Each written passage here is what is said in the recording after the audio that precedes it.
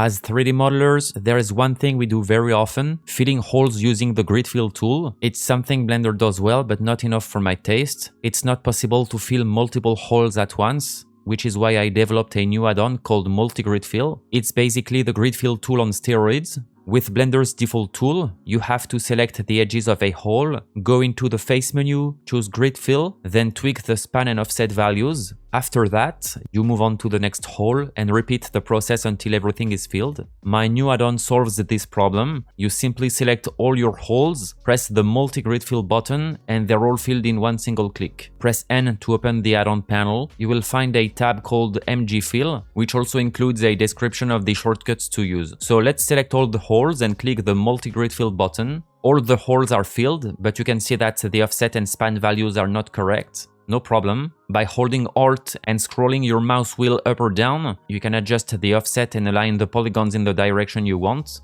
You can do this for all holes at once or tweak them individually. With Ctrl plus mouse wheel up or down, you can choose which hole you want to modify.